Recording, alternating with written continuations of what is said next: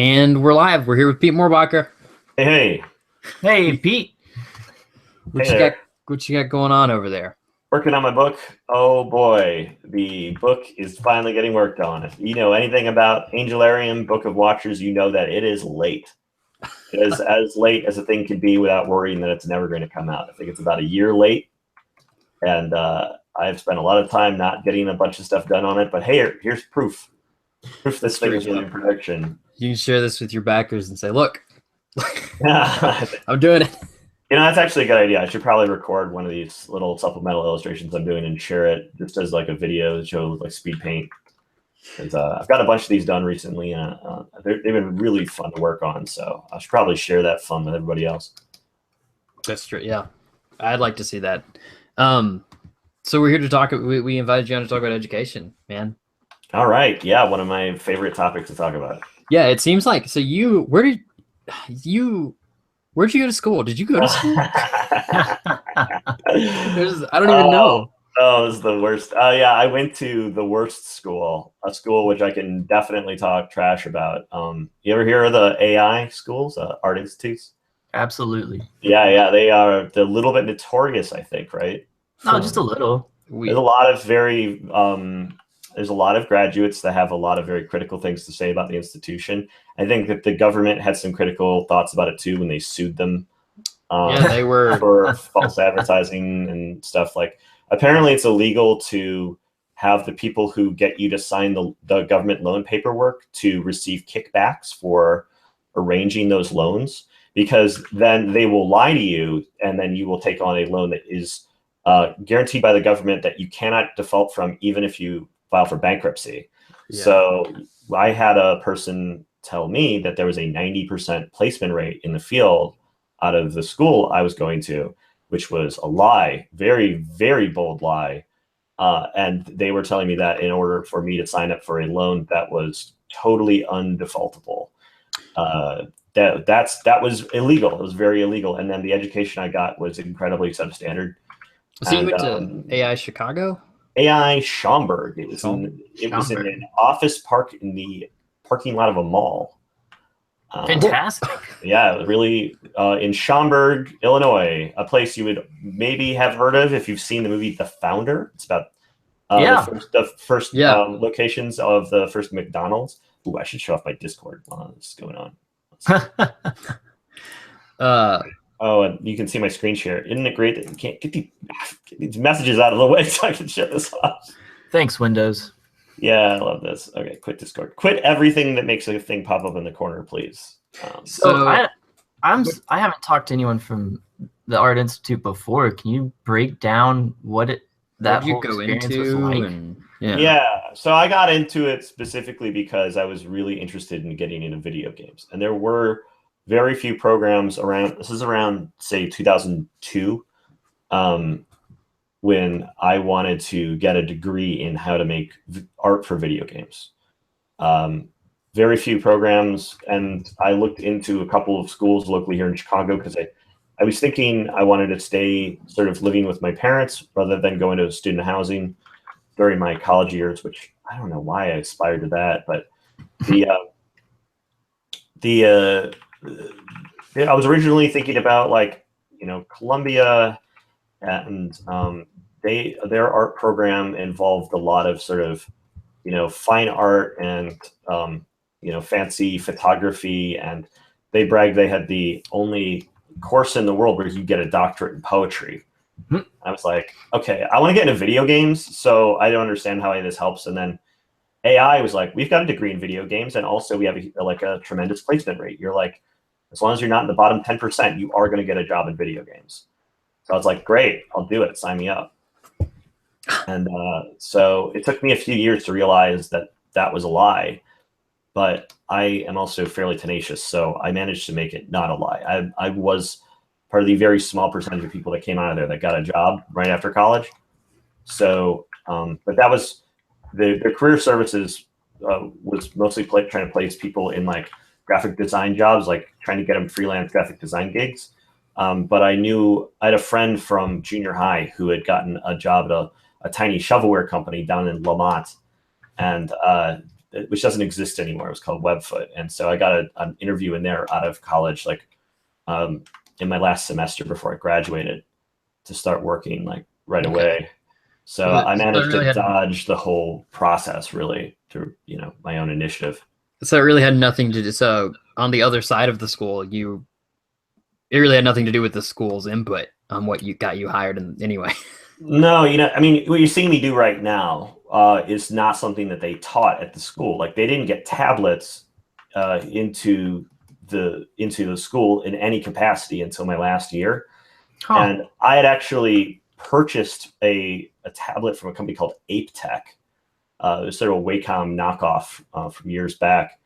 It was $100 for a 9x12 tablet. It was 9x12.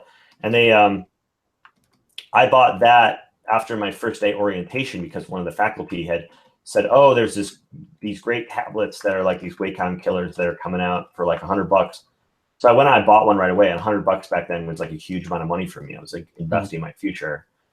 So during the first like 3 years of my 4-year education, I had a tablet and I was learning how to paint, and none of my peers were because I was the only one who had the hardware, which was, so I ended up sort of ahead of the rest of my peers throughout school because I was doing this based off of online tutorials and learning from peers and trying to backwards engineer the work that I saw out in the world in video games and on forums. Like CG Talk was big back then. Right. So what did they actually teach you there? Or were they teaching you basics of like gesture drawing, or was it mostly graphic design? I mean, what were the fundamentals? Did you have a lot of studio courses? Yeah.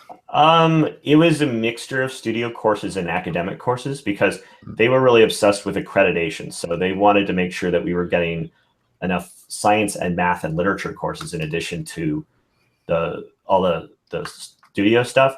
So we actually started off with a all right foundation of drawing. It was like, took a decent amount of life drawing classes, which was good. But then there was also a lot of weird stuff. Like I learned how to use a rapidograph and like do like technical drafting, which was very strange for that to be included for a game design course. Yeah. And like cutting out paper swatches for my color theory class and like really, really old school, outdated education as far as fundamentals went. But that stuff I think probably all did some good. It was after that they really, the meat and potatoes of the whole program was a lot of software. So eventually they got into Photoshop, which I already was an expert in by the time I got there. But then it was After Effects, Adobe Premiere, 3D Studio Max, lots of modeling and animation courses. So I have a foundation in basic like 3D modeling and animation, as well as video editing, sound editing, motion graphics, stuff like that was peppered throughout the process. So I got exposed to a lot of software while I was in college without a lot of, practical applications for applying it. It was all supposed to culminate into us like sort of creating and dropping assets into Unreal Tournament.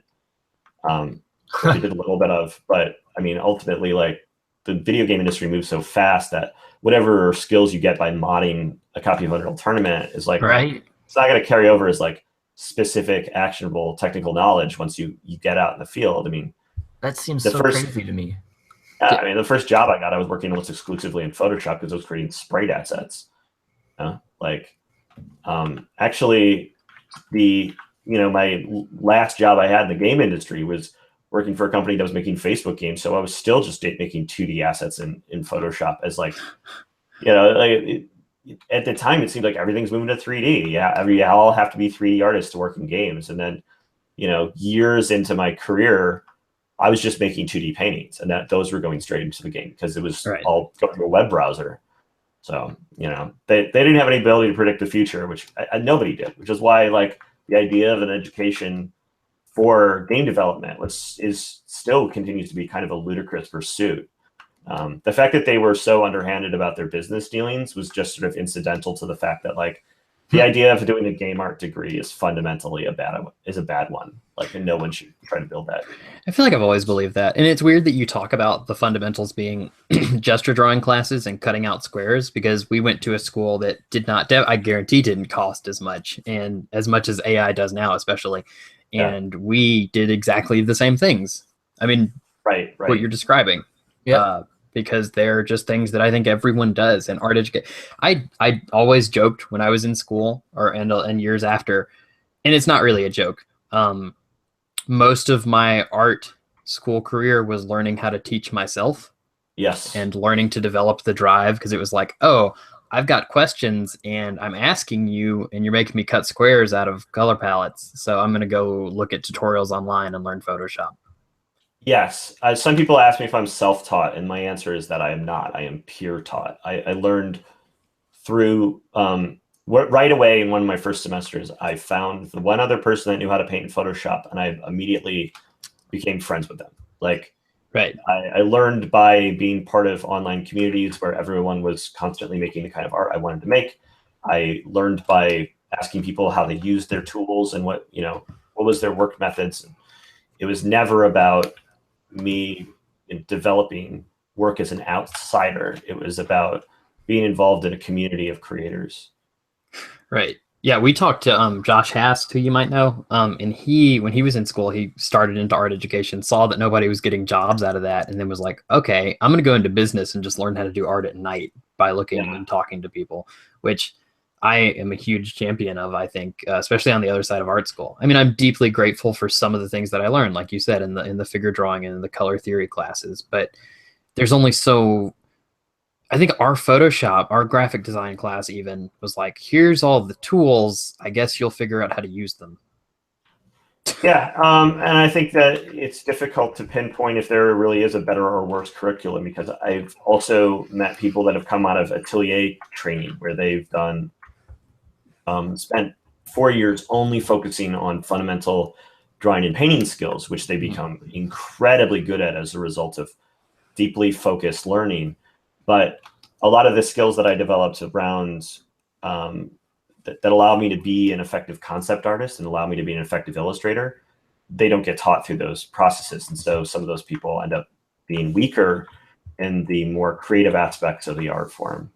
Right. I think that the myth that people need to avoid picking art education is that you're going to go get this degree, or you're going to go to the atelier and you're going to come out the other side with everything you need to be a successful artist. But really, it's also the effort that you not only put into the program, but outside of the program in exploring yourself for personal education purposes. Yeah, we were talking before the show about and I don't think this is a rare occurrence where you hit like your senior year or whatever year you're ending out on, and it has to dawn on like everyone, like, oh, I'm about to have nothing to do and no one to tell me what to do, and just kind of feeling that great sense of loss. That's like, oh, I'm going to be out in this desert. I don't know. Like in my last year, I'd already gotten a job, and I also had I started getting into like art annuals, like expose, based off of the paintings I was doing to contribute to those online communities. And that gave me this desire to continue to deliver content to online forums and through DeviantArt. Like, accumulating likes and follows on DeviantArt was this game where I was trying to always rack up the score. So like, getting rid of schoolwork meant being able to focus full time on the process of creating personal art directly for an audience. Like, this was prior to realizing that could be monetized and that could be a job. Mm-hmm. But it was still like a major important thing for me. So while everyone else was freaking out, I was like, fuck all you, I've got a job and I've got projects I need to work on. Like, I had done Angelarium in my last year at college. And so I was trying to sell like books of prints, like off of DeviantArt, like over the internet. I'm like, you guys want to keep, doing all this stuff. Don't you all have a project? Don't you all have like a thing that you care about, that you love making, that you want to jump in on and spend the rest of your life on? And it was like shocking to me that nobody else was in that same place. But I've grown to realize that I'm a crazy outlier in the fact that I had any amount of direction at that point in my life. It seems like it's a lot more rare than I had assumed at that time. Well, Bear and I always talk, like, I I always had direction. Like when I went into school, into art school, I said, "Oh, I want to do book covers." And so like everything that I wanted to teach myself or learn was around doing book covers. And that's not as specific as I guess your direction. But I that's part of the thing that made me feel at a loss and looking for answers myself is because no one was teaching me how to do book covers. Yeah, yeah. So, I was already like, I was on the verge of actually dropping out of school just so that my school couldn't have me as an alumnus. Like, it made me so angry towards the end with some really sticky bullshit around like academic credits that I was actually thinking about not graduating specifically so that they didn't get that pride of having me as someone who went through the program. did you ever get emails that were like, "Can I use your work in an ad" or something like that? Typically they just stole the work. I had friends that they just stole their work without permission for that. I think that the fact that I was going to them as part of their school allowed them to use it regardless. I managed to burn enough bridges over there that they stopped. They didn't want to reach out to me. I think they really hated me by the end of that. But Right. I did once get an email where they were in the process of being sued, and they're like, "You need to write to your congressman and make sure that this gets addressed so no one ever has to get an education like you did." And I was like, "I think that's a typo, guys, but also I agree with your original statement." Later, they're like, "Oh, there was a typo. Yeah, we want to make sure that people could get an education like you did." And I'm like, you guys know how shitty this place is. Like, this was easily like the world's greatest Freudian slip. Like, so Yeah. I'm on some mass mailing list, but they definitely aren't like interested in having me represent like what the school's all about. I think being very public and vocal about my distaste for them, and also like, being such a negative force within their school on the way out, I think really prevented me from ever being someone they wanted to work with as an advocate. I'm glad you're so vocal about it because you don't get a lot of successful people from AI that speak out about their experience. I don't know. Actually, what's funny is I've met a handful of really amazing, well-known illustrators and concept artists that came out of AI, and they basically have the same story as me, which is, that they got nothing out of the school, but during those years they were able to focus on themselves, and they built something for themselves, like by themselves on their own time, almost as a rebellion against the shitty education they got. I wish they were more vocal about it, because it's like every other day you hear about a young artist who's like, my dream is to go to AI. Well, yeah, but I mean, I think everyone I know that's done that, they will say that when you bring it up, but also they're not going to spend all day just writing angry blog post after angry blog post. Like, successful people have things to do, right? So it comes up when you ask them, but they don't make it a part of their identity. It's not their mission statement to just. Besides, like, the school I went to used to be 3 floors in one building and then 1 floor in another one, and like the floors, like my assistant just graduated from there too, and he was saying how it's just been floor after floor has gotten cut. That like the school supply store no longer sells art supplies or books. That have basically just sold sweatshirts and candy, and everyone involved, like lounges got eliminated, like teacher lounges got eliminated. Like, basically it's running by a thread at this point. A lot of those That's incredible. A lot of those locations have gotten closed. Following the lawsuit and all the bad press they've gotten, the whole institution has shrunk dramatically. So I don't feel like I even have to do that much work. I think they're effectively closing the place. Just, I wish that people didn't keep getting sucked into those locations, because they're getting worse and worse by the year. As like, I think their reputation's gotten around. Yeah. Mm-hmm. Well, I had written some down. If we could backtrack a little, you'd gone there. You'd gone into the Art Institute with the idea of video games in mind, and you came out with this really solid direction. In that process, through the art communities and your self-learning or peer learning, what do you think so strongly contributed to that early direction? I mean, it's a really fortunate thing to find that early and have such passion for. Well, the original direction for me when I was just like pre-teen was that I wanted to become a programmer, so I could go make video games, and that was before I had an interest in art. Like, the video game part of it was the first part, and then me discovering that I was interested in art didn't come till many years later. And I was like, oh, I could get into video games through art, because that's like, I'm interested in the creative part. I was interested in the creative part first. I thought programming was just like a necessary evil. Right. I discovered like through my years in junior high that I hated programming. I mean, I did that too. I can.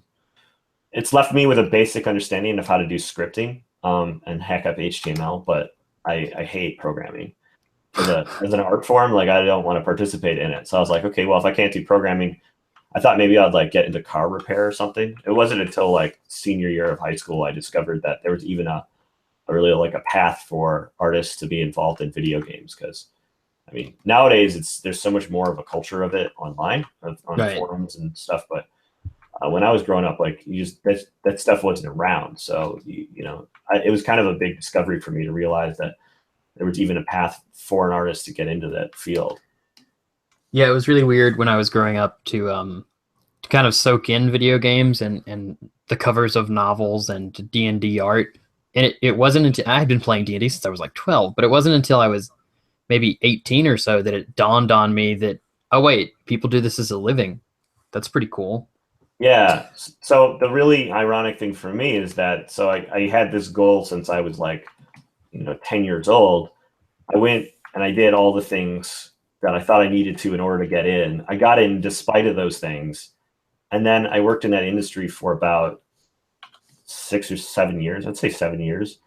And then I quit. And I've for the past like 3+ years, I haven't worked in that industry, and I don't have any real plans of going back. Like, I managed to complete the goal of my childhood self, and then decide that I didn't like it anymore, and just decided to go do something else instead. Which I think is kind of interesting. I think that was a real takeaway learning lesson. It's like, find out what you love, get into it, and then discover that it's not what you thought it was, and reinvent yourself. Like, so what would you say, like, based off of just purely your own experience, and what would you give as advice to someone who's maybe in the same position you were in high school? Like, what do they do? I don't know. I mean, it's a personal journey. I think that to discover what you really want is a matter of you having to spend, your teen years, your 20s, in a constant pursuit of self-understanding and introspection. And there's no shortcut to that, and there's not even a good process to follow for it, because it's so personal.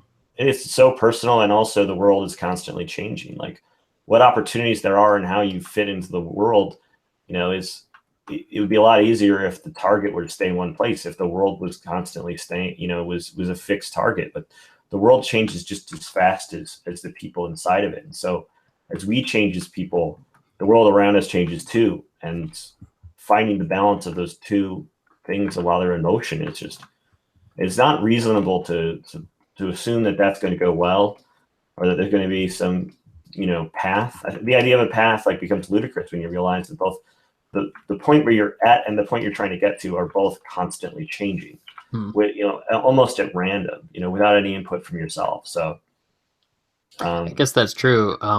When we were in, well, I remember Bear, when you had gotten into art school, your favorite artist was James Jean, but even like his own career has changed so much. Yeah, if you wanted to be James Jean, like, that means a different thing today than it did, when you started in school. Oh, absolutely, 100%. And so it's like, wait, if James Jean doesn't want to be James Jean, then why should I? So these ideas about like self-experience and your own journey to figuring out that you didn't like what you were doing, is that how you got started in, let's say, like One Fantastic Week, or being interested in teaching about art and life? Yeah, like, what's interesting about that is it's a really, really long trip for me. And it was one that was it's just been a personal thing that I didn't realize was a part of my life, like an essential part of my life story, until I looked back and saw it in retrospect. Because during my final years at AI, as I was getting incredibly frustrated with them, they had just gotten these tablets in, but nobody knew how to use them, and the curriculum didn't include them at all. So I took it upon myself to start a Photoshop painting club and teach people how to do this on my own outside of the school system. And so I learned how to navigate the bureaucracy of that to be able to co-opt their resources to be able to start teaching people the things I thought they needed to learn, regardless of whether or not the school was going to do it. And so I took on that responsibility as a teacher and as an organizer, as a community organizer within my last year at school. And I didn't realize that that was actually going to be a major part of my identity forever after that. Because, I mean, after I was out of school and that was no longer a thing, I started a podcast with a guy I met at a con, and we did WIP podcast for like 2 years, and that was a thing. And then after that died out, like there was a period of like unhappiness, and eventually I needed to start up another podcast again to be able to get back into this community building and teaching.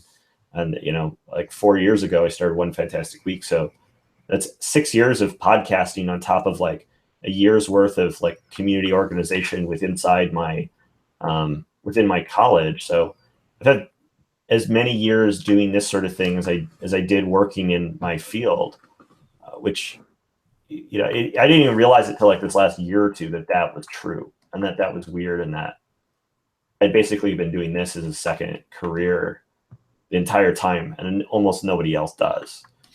You know, I just, every step of the way, every time I got involved in teaching and community building, it was just a natural extension of like the desire of what I wanted to do at that moment. There wasn't a big end goal all the time. Like I might have seen a short-term goal, but I never had a aspiration for that to be part of my identity. It was just the right thing to do at the moment. But just Right. It was the right thing to do at the moment for 7 years. Well, it sounds like also part of the community process is a constant learning for you as well. It sounds like you're getting out of it just as much as you're putting into it.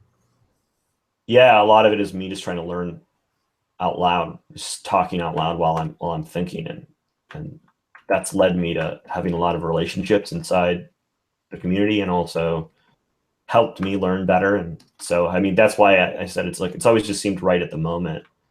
And there's these fringe benefits from it that are so obvious looking back on them, but were never done for that purpose. I didn't think that setting up a Photoshop club to teach people was going to be a way for me to grow as a painter. And I never thought that starting a podcast about art was a way for me to learn more about art.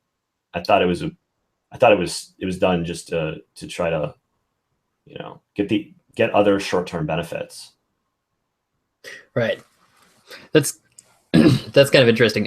Bear and I, when we were in school, I think we were held up as people who were like always in the studio or attempting to achieve at something, and at the same time we would get together and have these talk. You know, we were mostly talking about art and seeing everyone else around us. I don't want to say fail, but they just didn't have that same drive. And when we would sit together and talk with each other, we would also get inspiration from one another and feed off of that and teach each other. And as we got out of art school, we started having those same kinds of conversations over the phone every day. We were like, what is this? What are we doing? And then coming to conclusions about that. And one day we were just like, you know, let's just put that out there. Let's be more transparent about our journey as artists. I don't know if we're teaching anyone or if we want to teach anyone. We're just saying like, look at the stuff we're talking about. And well, again, I hope someone can learn from it. I think it's about the spread of ideas, and like we were talking earlier, what would you say, Pete, to a younger artist? I think from what we've just talked about, and something I regret not doing is engaging more with these online communities that, especially now, we have so much access to. And if anything, just to be exposed to what the possibilities are. Well, the concern I always have is about people following advice for purely cynical reasons. Like, you guys are naturally inclined to want to talk about this stuff, and you see your peers be less engaged. You could say, well, if they were more like me, they would be doing better, which is true. It may be, you know, maybe it's a little self-aggrandizing, but it is true. If people from my college years had been more like me, they would probably be better off in their own art careers, because a lot of them dumped out. But that would have been them acting on it out of for purely cynical reasons, to try to gain the values that are, you know, the value of being a success as an artist. the reason they weren't as interested in this stuff is because they just weren't. Yeah, there was some core value that you had that they maybe had not found yet. I naturally and honestly gain pleasure from the process of working on art. And I naturally gain pleasure from the process of communicating about art and business and the experience of being an artist and broadcasting that. Those things are the fact that those things are true for me is far from universal. And so if people's takeaway is I should talk more publicly about my art learning process in order to better learn, do it as a community rather than as an individual. Right. That's the wrong idea. Like if they don't feel the way about it that I feel about it, they're never going to get the same results. So they're going to do it for some cynical benefit, and it's never going to lead them to anything good, and it'll divert them from the things that they are most genuinely interested in. So I think that the only advice is to try to find a better version of yourself based off of what you're truly inclined to, which is such a general piece of advice that like it's very, very difficult to map that onto your own personal experience. As someone listening to this, like you may say to yourself, oh, I know what that is, and I've been putting it off. Or you may be kidding yourself when you think that because you had some grand idea about who you wish you were. And that seems in the moment to be just as true and honest as like the thing that really is you. Like that level of perspective is something that people sometimes never come to, or sometimes it takes them into their middle years of their life to even figure out what those things are. It's very difficult to get that kind of perspective. I was lucky that I managed to stumble into it in an early phase of my life, but I've honestly not found any shortcuts to bypass that process. No, I totally agree with that. And the only thing I've found to at least aid the process is, again, talking to as many people as possible and reading other previous artist articles and expanding upon the range of ideas is the only thing I've found to make a real difference in that aspect. So Pete, I'm interested, like the people, not to call anyone out, but like the people that you went to school with that you may have saw going in a bad direction or a different direction that wasn't as viable to success. Do you like what would you have said to them now? I would have said dump out of college and go find something you like more. That makes me really happy. I would have just said don't be going to school. Like you're here for the wrong reasons. You should consider why you actually want this. I think most people, the real problem is that people have a hard time knowing what they want. It's a hard question to answer because it's one that you can only answer for yourself and you can purely honest way. Like I have failed answering that question many times in my life. And it's something that I feel like I never totally have a grip on. Understanding what you want at any given moment is very, very difficult. And so, you see someone who's clearly misleading themselves, operating in bad faith, and you could say, I think you should quit. But everything in our life, a piece of advice we ever get is don't listen to the haters. Don't quit when they tell you to quit, right? Like you're supposed to believe in yourself and not quit when everything around you says that you should quit. That's the time when you need to dig your heels in and do the best work. But there are points in your life where you would just benefit if you just quit. And again, I think you were right in saying that's really hard to know. I look at so I was listening to like Chris Gethard on Beautiful Stories from Strangers or Anonymous People, or looking at stories like Dwayne The Rock Johnson, looking at Eminem, looking at it actually comes up countless times where you can see that people who did push against that and were at like their last string of hope, that's where their success kind of comes through. And I think that maybe attacking on to what you just said is that usually if you don't have anything else in your life, but you continue to pursue the thing that you wanted in the first place, maybe that's where success comes from. Because like you said, you had quit your jobs and you really had no other choice but to do the art, right?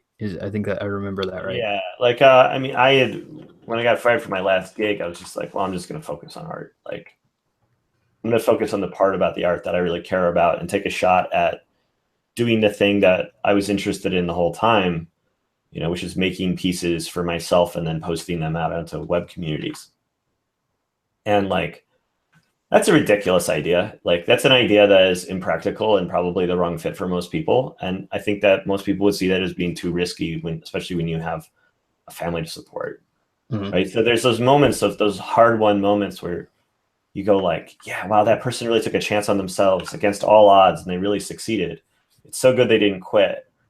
And like, but also there's these moments where you see someone who's going to a school that they really shouldn't be going to get a degree that they're not that interested in. You're like, man, that person could really do themselves a favor if they just quit. Right. Yeah, it's definitely a bell curve. We hear about success a lot more than we hear about the people that didn't succeed. Yeah. So like, where does that lead us in terms of like learning from the experiences of others? Like, if anything, I think that the real learning lesson is from our own pasts. I found that in a lot of, a lot of the lessons that people learn about themselves, what they're doing is they're finding moments from their past that have continued to be true well into their future. And you see this in really great stories too, where the story wraps back around. And the first line of from the epic journey was the same as the last line from the epic journey, but it's now gained greater context through the process of going through this incredible adventure. And like, that's a pattern we very distinctly recognize in stories, and also because it's true in our lives as well. But understanding how our pasts wrap into our futures is something that's not apparent until we've gone through all of the difficulties that led us back around to there. And it's such a personal journey. It's like, you can maybe get advice from people about it, like if they know you, but you're not going to be able to glean that simply from hearing general advice through a podcast or through, like a TED Talk or whatever. That's something I can really attest to, because you, I think, have ruined my life in telling me that maybe I don't know what it is that I want and that I was going in the wrong direction. And because I had spent my whole life thinking of like technical skill as the epitome of what was success as an artist and in a career, not in just a career, but to myself. And then putting the question to me, like, and it's such a deceivingly easy question. What do I actually like? And I'm just at a loss. And talking, to Bear about that the last few weeks and over the last year has been, we're pretty close. That's been more eye-opening than I could have ever had maybe alone by myself, because he knows me pretty well, or talking to people around me about that. We're pretty honest with each other.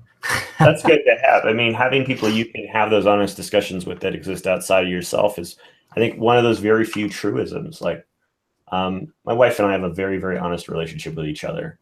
And so when we're just talking out loud about our circumstances, we're able to help each other in that way by, getting the honest opinion of a person that knows us.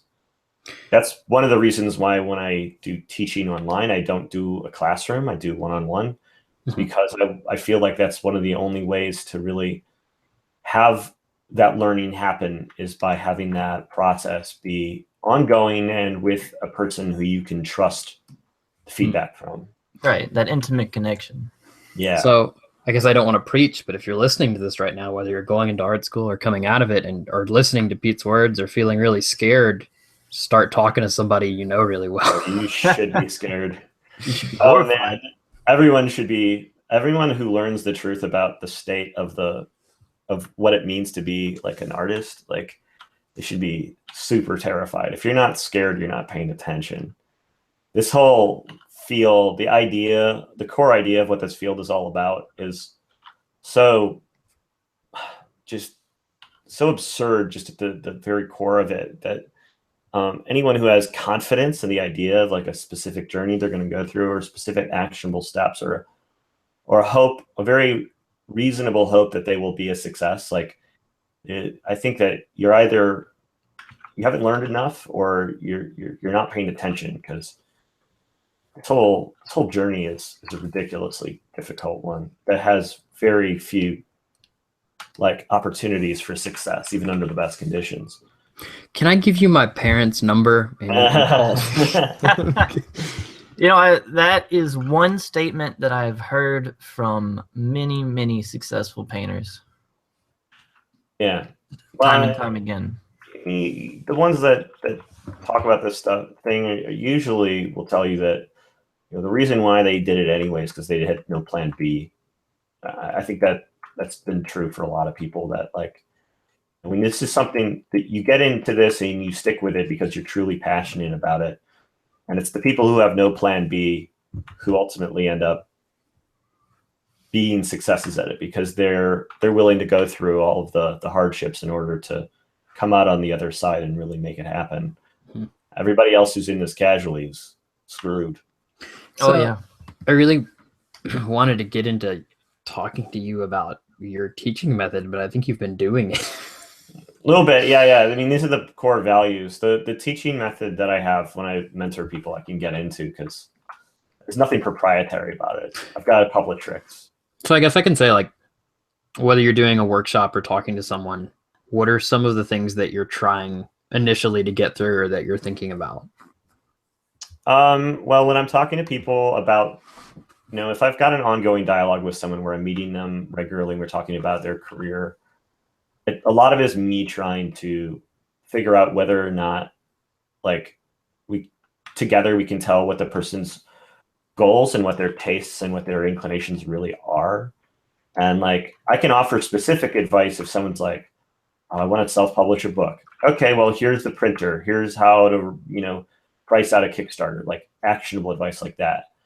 But prior to any getting to that, it's just a lot of conversations about, what they really like about the thing that they're doing or why they want to do it or what it is that they're doing day to day. What is the actual experience of doing it?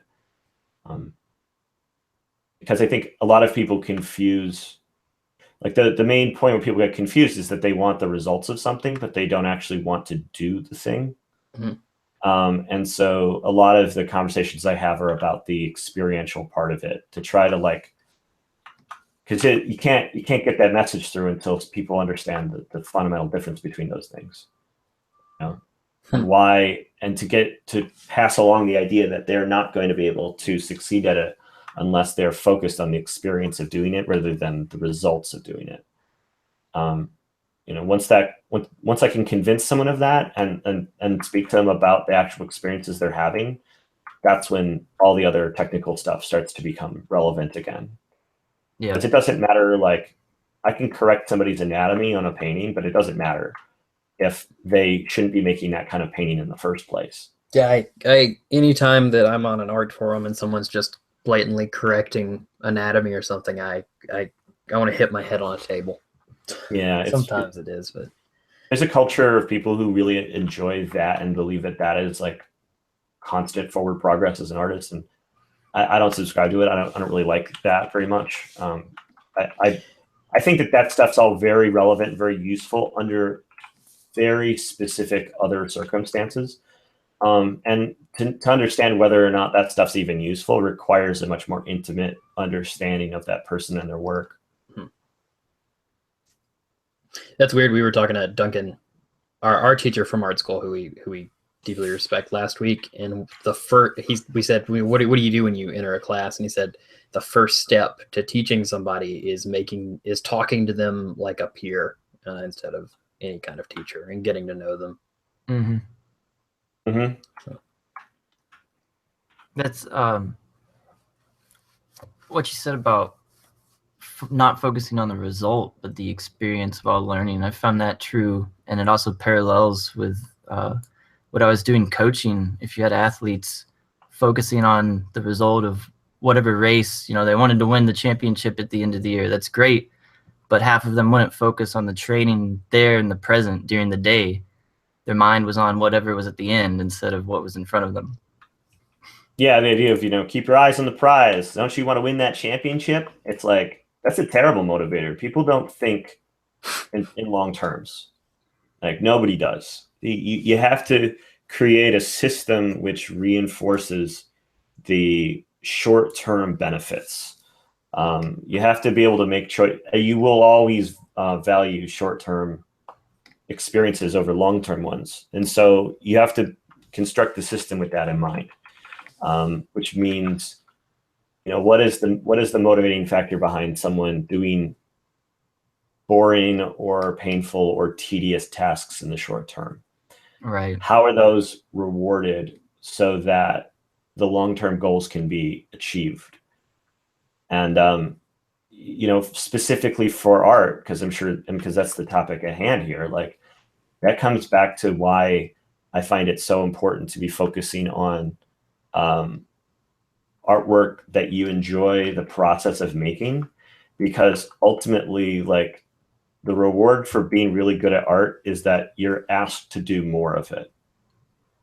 And the reward is the same thing as the work that's being put in the first place. Mm. Right? Like, it's not the super huge amount of money. It's not the hot babes. It's not the, like, whatever, fancy fast cars, champagne. You're not getting into the VIP room at the club because you're good at Photoshop. Like, we get into this because we love the process of making art. And at some point we lose sight of that and need to be reminded that that is ultimately why we were supposed to be doing it. So I think that's a really unique concept, and the fact that not many people realize it. But I had an artist tell me recently, the best part of painting is getting there, the process of getting there. So the whole process of the painting, the only good part about finishing is that you get to share it with other people. Yes, there are good parts about sharing art with people, and there are good parts about selling art. But ultimately, the part that you should enjoy the most is the part where you get to sit down and work on a painting, because you're going to have to keep coming back to that if you do a good job with everything else. So, you better like that part. Otherwise, you're in for a very bad ride. As I started my career after college, or I call it a career, as I started taking on jobs after college, that's something that I realized very quickly that later decided whether I would take jobs or not, is people say is taking something that I initially may have enjoyed, like, oh, it'll be cool to see the end result of this, and then not enjoying the creation at all, and then just dreading every part thereafter. Oh yeah, and then in the art world especially, you're like, oh, are you ungrateful for having these jobs working on these games? Like, why should you even care about the pay? You're supposed to love the fact that, like, the stuff's getting published in a real RPG. And it's like, this isn't about the greed of wanting more money. This is about the fact that, like, this is a real job and sometimes it sucks. And, like, we should probably not even take the jobs that we really... We need to critically assess whether or not we're really enjoying the experiences that we're having. And if we're not enjoying them, at least we should be getting paid for it. Well, you talk about the goal being the lifestyle on your show all the time. And I think that is, that could be a definitive answer to a lot of this, is what lifestyle do you want and how do you get it? Some people are okay, I think, with having a crappy everyday lifestyle that they go 8 to 5, just putting up with a job so that they can have $30,000-$50,000 a year. And I hope that they'd be getting more than that if they're putting up with a crappy job. Exactly. Yeah. But, I think that as an artist, if you got into this to express yourself and it doesn't matter really how much money you're making if you're having a miserable time. Right. I mean, that's been my experience. I'm pretty sensitive. So, like, when I really don't like my job, I'm deeply, deeply upset. And to a degree that, like, I'll be in a cushy job that pays a lot, or I have been in a cushy job that pays a lot, and I'm just, like, angry every day to an unreasonable degree.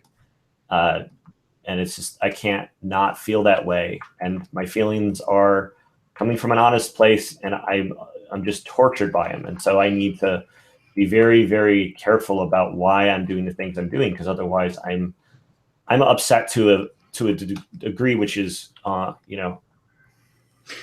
can't be managed, unmanageable. That's a good segue, and I know Bear really was looking to talk about this for what got you out of video game art and into Angelarium, which I know is a larger story than just I was upset at my job. Well, let's let's see. I mean, Angelarium predates everything for me. I mean, Angelarium is just something that I was doing back before there were any stakes. I mean, that is like the beginning and end point of my entire career, as far as I can tell. And it's, me wanting to go independent was just like, I had a job which required very little of me. It paid a lot, gave me a lot of control, like all the things that you would want, like the ideals were all met, and I was still upset. And that taught me that it wasn't really about, I wouldn't be happy if I found a better paying gig. I wouldn't be happy if I found a gig that had more autonomy. I wouldn't find, I loved the city I was in. It was like, it wasn't a matter of like moving from San Francisco to Seattle. It wasn't a matter of going from Facebook games to AAA games. It wasn't about changing my work environment. It was really just the process of making it. Like I knew what I wanted, which was rare.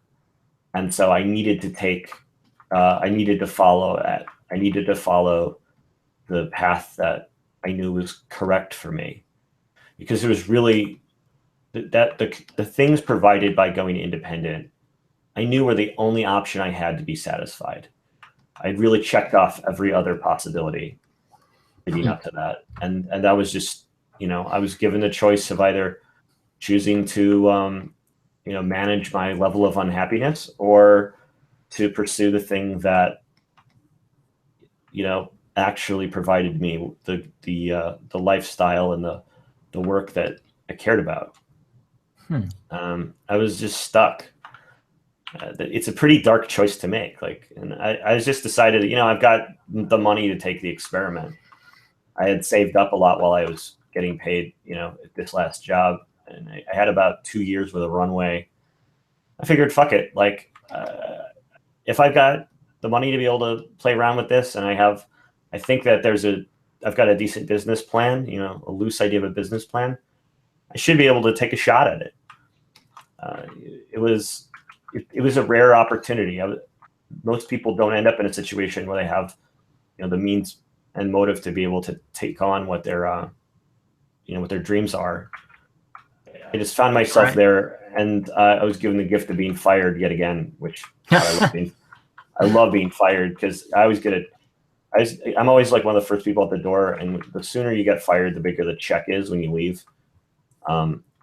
If there are layoffs coming, just try to get your performance reviews in the gutter as fast as possible, because the sooner you are in those rounds of layoffs, like the better the exit package, which everyone's like all sad. Oh, what are you going to do next? Oh my God, we're going to be so sad to see you go. I was always out with a smile, because I was like, haha, idiots, you have to show up to this job. I'm out, and I got a check for leaving. So I got fantastic. A big fat check on my way out the door of my last gig. That was just piling on top of the fact that I already had savings built up. Yeah, of course I'm gonna, I had the choice of either going and trying to find some other gig somewhere else. I probably also would have hated, or just do the thing, which I was convinced was possible at that point, because I'd seen Sam do some really interesting stuff with Kickstarter. I was like, oh, Kickstarter could be my yearly income. Which is that's it's a bit of a wild shot, but I had data in front of me that was telling me this was real, even if the story sounded implausible. The numbers, they looked pretty good. So I trusted that the analytical part of this, that there was an opportunity there. Right. It wasn't a blind leap by any measure. It was very, very cautious and measured to take this risk. As an outsider, and this being my first time talking to you, I think a reason why Angelarium and your work's been so successful is it came from a very personal place, and you were talking about the introspection that you've done over time. And I find that with most artists, if your work is coming from a place like that, and of course everything devoted to it afterwards, but starting there. Yeah, I mean, it is a really, really personal project. Like that's it's been a part of my life forever, and it's like my process for how to do it better is me attempting to figure out how to do it in increasingly honest and personal ways, rather than trying to figure out cynical market opportunities for it. Do you think that the success of Angelarium, which from that personal place, is that why you, I don't know the best way to phrase it, maybe in the past have rebelled against freelance art? Maybe the fact that I've rebelled against freelance art because, like, as someone who's very sensitive, the actual experience of doing something matters to me more than the story of doing it.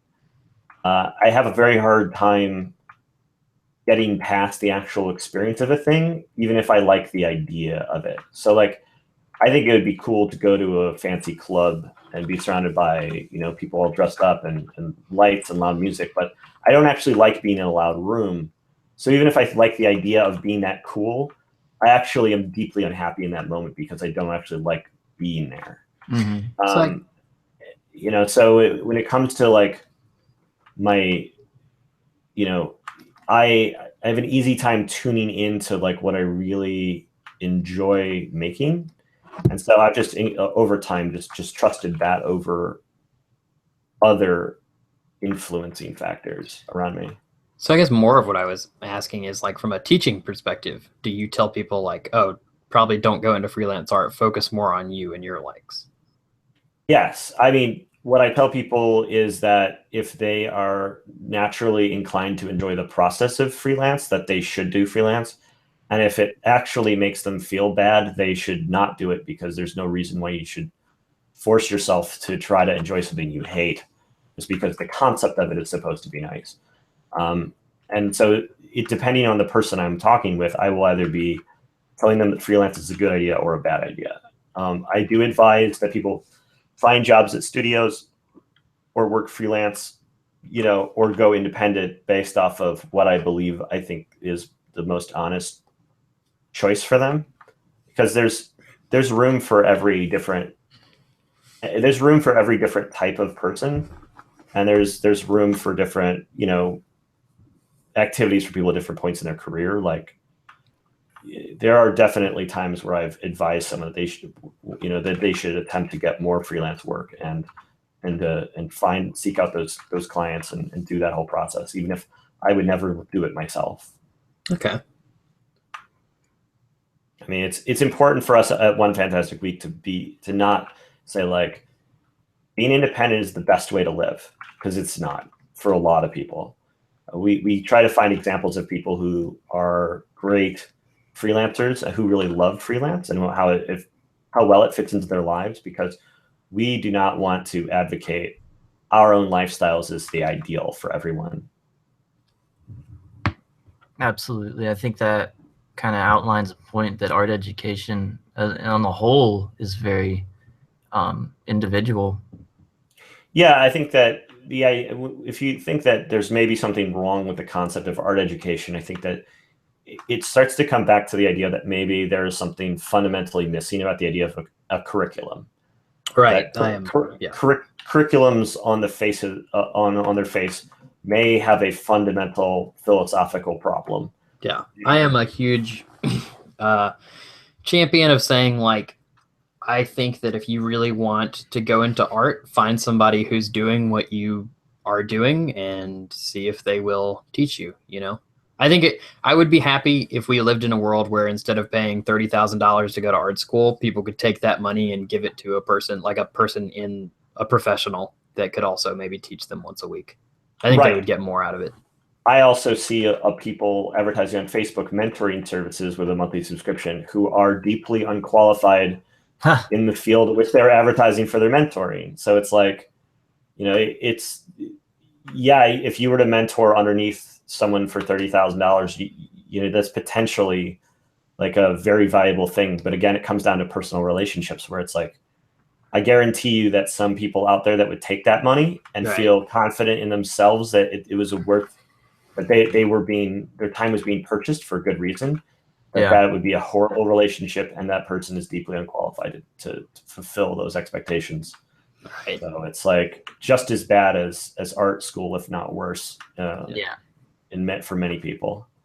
The counter argument being at art school, maybe 1 out of 4 teachers is going to be a bad apple that's not equipped to handle the job. But under a mentorship, if that's a bad teacher, that's the one person that you picked. That's true. Yeah. And they're likely to to shield you away from any evidence to the contrary.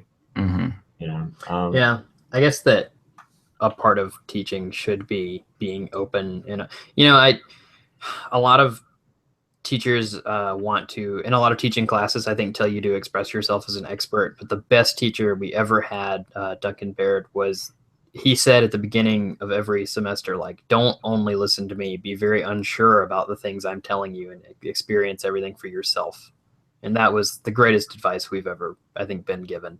And if you don't have a teacher that's doing that, maybe, I mean, I think that's really flawed in art education, especially.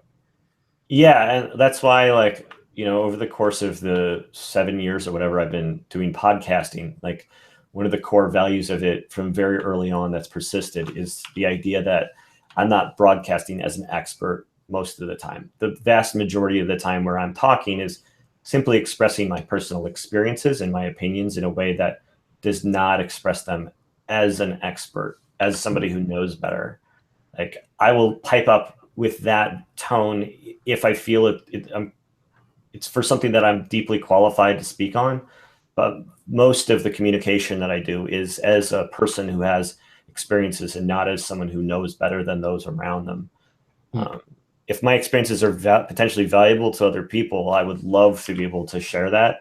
Otherwise, I can only share, the map of the roads that I've traveled rather than, try to, tell people what I think their destinations need to be.